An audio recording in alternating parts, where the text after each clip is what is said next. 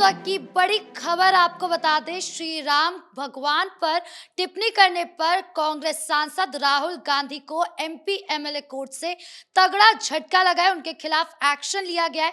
तो कैसे अपने बयान से राहुल गांधी बुरी तरीके से फंस गए हैं, इसी पर चर्चा करने के लिए मेरे साथ मौजूद है मेरे सहयोगी नवेंदु जी। सर, कैसे अपने ही बयान के कारण राहुल गांधी बुरी तरीके से फंस गए हैं? देखिए, देश के नेता प्रतिपक्ष राहुल गांधी को जोरदार झटका लगा है और यह झटका वाराणसी की एमपी एमएलए कोर्ट ने राहुल गांधी को दिया है, क्योंकि निचली अदालत के फैसले को वाराणसी की एमपी एमएलए कोर्ट ने पूरी तरह से पलट दिया है। निचली अदालत में राहुल गांधी के खिलाफ जो याचिका दायर की गई थी, कोर्ट ने उसे रद्द कर दिया गया।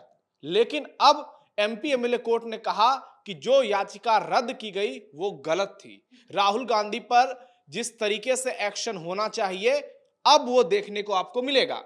वाराणसी एमपी एमएलए कोर्ट ने स्पष्ट कर दिया कि राहुल गांधी ने करोड़ों हिंदुओं की भावनाओं को आहत किया था और राहुल गांधी पर जो एफआईआर हुई थी उसको रद्द करना ये एक गलती थी। यानी राहुल गांधी पर सुनवाई होगी और हो सकता है आगे चलकर उन पर फैसला भी आए। ऐसे में राहुल गांधी को बहुत तगड़ा झटका लगा है। भगवान श्री राम को काल्पनिक बताने का राहुल गांधी का ये जो नाटक था वो बुरी तरह से फ्लॉप हो चुका है। मामला 2025 का है, जब राहुल गांधी अमेरिका के बोस्टन के ब्राउन यूनिवर्सिटी में कार्यक्रम के दौरान बोल रहे थे तो उन्होंने भगवान श्री राम को एक पौराणिक व्यक्ति बता दिया। उन्होंने भगवान मानने से इनकार कर दिया और उसके बाद जब राहुल गांधी के खिलाफ याचिका दायर की गई तो निचली अदालत ने उस याचिका को ही खारिज कर दिया और एफआईआर करने के आदेश को रद्द कर दिया। अब वाराणसी कोर्ट ने उसे पलट दिया और कहा कि एफआईआर बिल्कुल सही थी, राहुल गांधी पर एक्शन होना चाहिए। और अब देखने को मिलेगा कि कैसे वाराणसी में राहुल गांधी को हो सकता है आने वाले समय में बहुत जल्द कोर्ट में पेश होना पड़ेगा। और राहुल गांधी की मुश्किलें काफी बढ़ गई हैं क्योंकि वो उत्तर प्रदेश के रायबरेली से ही सांसद हैं और अभी उत्तर प्रदेश में विधानसभा चुनाव होने हैं। तो ऐसे में सवाल यह उठता है कि राहुल गांधी बार बार ऐसी गलती क्यों करते हैं? जिस भगवान श्री राम की पूजा पूरा विश्व करता है, जो भारत की पहचान है, जिनके आदर्शों पर चलकर हर हिंदू अपने जीवन को धन्य समझता है, जिन भगवान श्री राम का भव्य मंदिर अयोध्या में 500 सालों बाद बना और पूरे विश्व से आज करोड़ों श्रद्धालु वहां पर पहुंच रहे हैं, जो भगवान राम हर एक भारतीयों के जीवन में उनको इंस्पायर करते हैं, उन भगवान श्री राम के लिए इस तरीके की अमर्यादित टिप्पणी बताती है कि राहुल गांधी किसी काम के नेता नहीं हैं। बिना सोचे समझे वो कुछ नहीं बोलते हैं, बहुत सोच कर बोलते हैं, क्योंकि उनका इंटेंशन जो होता है वो हिंदुओं को आहत करने का होता है, मुसलमानों को खुश करने का होता है। भगवान श्री राम पर टिप्पणी विपक्षी नेताओं की फितरत हो गई है। मतलब देश के बाहर जाकर टिप्पणी कर वो क्या साबित करना चाह रहे थे? देखिए, वो यही साबित करना चाह रहे थे कि उनको कोई ज्ञान नहीं है, वो बेवकूफ हैं। अगर उनको थोड़ा भी भगवान श्री राम के चरित्र के बारे में ज्ञान होता तो फिर वो इस तरीके की ओछी बयानबाजी नहीं करते। आप देखिए, भगवान श्री राम का जीवन एक पिता के तौर पर, एक पति के तौर पर, एक पुत्र के तौर पर, एक दोस्त के तौर पर, एक सेवक के तौर पर, वो हर किसी को इंस्पायर करते हैं। और आज जब भी पूरे भारत में भगवान श्री राम की बात होती है तो जो बड़े बड़े नेता हैं वो भी कहते हैं कि हम अपने प्रदेश में राम राज्य लाएंगे। और भगवान श्री राम की पूजा करोड़ों हिंदू करते हैं, अरबों हिंदू करते हैं। लेकिन कांग्रेस के राहुल गांधी और कांग्रेस का ये जो पूरा गैंग है राम विरोधी, ये कभी भगवान श्री राम को काल्पनिक बताता है, कभी राम मंदिर को विवाद का केंद्र बताता है, कभी ये राम सेतु पर सवाल उठाते हैं, लेकिन हर बार इनको कोर्ट से जबरदस्त चाटा लगता है। और ये वही लोग हैं जो एक तरफ तो भगवान श्री राम को काल्पनिक बताते हैं, लेकिन दूसरी तरफ दूसरे धर्म पर कभी कोई टिप्पणी नहीं करते हैं, क्योंकि इनको मालूम है 1 मिनट नहीं लगेगा, तुरंत पूरे देश में नारे लगने लगेंगे, गुस्ताखे रसूल की एक ही सजा, सिर तन से जुदा। और इस तुष्टीकरण की राजनीति के चलते राहुल गांधी हो, अखिलेश यादव हो, दूसरे नेता हो, ये भगवान श्री राम पर टिप्पणी कर देते हैं। और ये इस देश का सौभाग्य है कि राहुल गांधी जैसा नेता यहां पर इतनी घटिया बयानबाजी करके बचा हुआ है। नहीं तो राहुल गांधी का दुर्भाग्य होता यदि वो किसी मुसलमान देश में या भारत में ही रहकर अल्लाह पर कोई टिप्पणी कर दिए होते तो अभी तक बहुत बात बिगड़ गई होती। लेकिन इन लोगों की आदत हो गई है कि हिंदुओं का अपमान करो, हिंदू देवी देवताओं का मजाक उड़ाओ, सनातन के खिलाफ बयानबाजी करो, क्योंकि इनको लगता है कि हिंदू तो सहिष्णु है, हिंदू तो हमारे खिलाफ सड़क पर नहीं उतरेगा।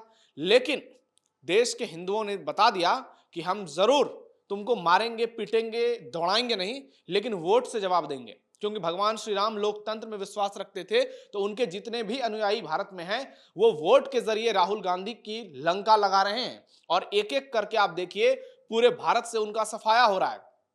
केवल 4 राज्य बचे हैं जहां कांग्रेस की सरकार है, और लगभग देश के 70 से 75% हिस्से पर आज बीजेपी या फिर एनडीए का कब्जा है सियासी तौर पर। इससे आप समझ सकते हैं कि राम भक्तों ने ठान लिया है कि राहुल को पूरे देश से भगाना है, अखिलेश को यूपी से भगाना है, ममता को बंगाल से भगाना है, और ये जितने भी कट्टरपंथी गैंग हैं, अब वो समय चला गया जब ये मनमानी किया करते थे, जब ये भगवान श्री राम पर बयानबाजी किया करते थे, हिंदुओं की भावनाओं को आहत किया करते थे। अब कोर्ट जिस तरीके से फैसले ले रहा है, हमने देखा हाल के दिनों में भगवान श्री राम के मंदिर को लेकर अयोध्या में फैसला हुआ, उसके बाद अभी भोजशाला की बात कीजिए, किस तरीके से हिंदू देवी देवताओं के लिए आवाजें उठ रही हैं। बहुत सारे योद्धा मैदान में कूदे हैं, चाहे वो डॉक्टर अश्विनी उपाध्याय हो, विष्णु शंकर जैन हो, हरिशंकर जैन हो, ये लोग, गौतम खट्टर जी हो, ये लोग लगातार हिंदुत्व की पैरवी कर रहे हैं, हिंदू देवी देवताओं के मान सम्मान को बढ़ाने की बात कर रहे हैं, और इसका इंपैक्ट समाज में देखने को मिल रहा है। लेकिन दूसरी तरफ राहुल गांधी जैसे नेता, जो कि बार बार ऐसी बयानबाजी करके सिर्फ और सिर्फ हिंदुओं को ये मैसेज दे देते हैं कि अब आपके लिए बेहतर विकल्प मोदी और योगी ही है। हिंदू पक्ष के हित में जब जब फैसले आते हैं, तब तक हमने देखा है कि विपक्ष जो है वो विद्रोही करता रहा, हमेशा उनका मुंह बन गया है। देखिए, विपक्ष इस वक्त हाशिए पर चला गया है, और राहुल गांधी की स्थिति इतनी खराब हो गई है कि उस व्यक्ति को लगता है राजनीति में मन ही नहीं लगता है। आप देखिए, अभी कर्नाटक में जिस तरीके से कांग्रेस में विवाद हुआ, उसके बाद फैसले लिए गए, राज्यसभा के चुनाव होने वाले हैं। कांग्रेस की स्थिति ऐसी है कि मध्य प्रदेश में अपने विधायकों को नजरबंद वो कर रहे हैं। मध्य प्रदेश से कर्नाटक भेजा गया है, सभी को फ्लाइट से होटल में बंद किया गया है। तो आप इससे यह समझिए कि कांग्रेस की स्थिति कितनी घटिया हो गई है, कितनी कमजोर हो गई है, और इसके पीछे इसका पूरा क्रेडिट किसी को जाता है तो वो राहुल गांधी है। अपनी घटिया बयानबाजी, अपनी घटिया मैनेजमेंट, अपनी घटिया चुनावी रणनीति और अपनी घटिया टीम के साथ वो जिस तरीके से भारत में राजनीति कर रहे हैं, लगता है कि उनका करियर अब अपने ढलान पर पहुंच गया है। सर, तुष्टीकरण की राजनीति करने के लिए उन्हें विदेश जाने की क्या जरूरत पड़ गई? ये सारी बयानबाजी वो यहाँ पे भी करते तो भी बात बन जाती। देखिए, वो विश्व में बड़े बड़े देशों में जाकर हिंदू समुदाय को बदनाम करने की कोशिश कर रहे हैं, और कर ही रहे हैं। कभी अमेरिका में, कभी इंग्लैंड में, कभी इटली में, दुनिया के अलग अलग देशों में जाकर हिंदुओं के खिलाफ कभी कहते हैं कि हमें हिंदुत्ववादी ताकतों से लड़ना है, हमें शक्ति से लड़ना है, और हमेशा जाकर इस तरीके से बयानबाजी करना यह बताता है कि राहुल गांधी की जो सोच है हिंदू विरोधी, वो देश के लिए नहीं है, वो इंटरनेशनल लेवल पर है। वो पूरे विश्व के हिंदुओं से नफरत करते हैं, और भारत के हिंदुओं से राहुल गांधी को बहुत नाराजगी है, क्योंकि हिंदुओं ने इनका बोरिया बिस्तर समेट दिया है। 60 साल से इनके साम्राज्य जो भारत में चल रहे थे उसको पूरी तरह से ध्वस्त कर दिया है। अब हिंदुओं ने जब ताकत दिखाना शुरू किया, तो ये बड़े पैमाने पर पूरी दुनिया में जाकर हिंदुओं के खिलाफ नैरेटिव बना रहे हैं। और कांग्रेस पार्टी पर तो कई बार आरोप लगते हैं कि ये विदेशों से पैसा लेते हैं भारत में हिंदुत्व को बदनाम करने के लिए। ये वही लोग हैं जो धर्म परिवर्तन को सपोर्ट करते हैं, ये वही लोग हैं जो लव जिहाद का समर्थन करते हैं। अगर ये खुलकर उसके खिलाफ विरोध नहीं कर सकते तो सीधा अर्थ है ये लोग समर्थन करते हैं। और विदेशों में जाकर इस तरीके से बयानबाजी करना निश्चित तौर पर इस बात को प्रूफ करता है कि राहुल गांधी जैसे नेता आज के दौर में भारत के लिए सबसे बड़े दुश्मन हैं, क्योंकि वो भारत की विरासत, भारत की संस्कृति, भारत की पहचान के साथ खिलवाड़ कर रहे हैं।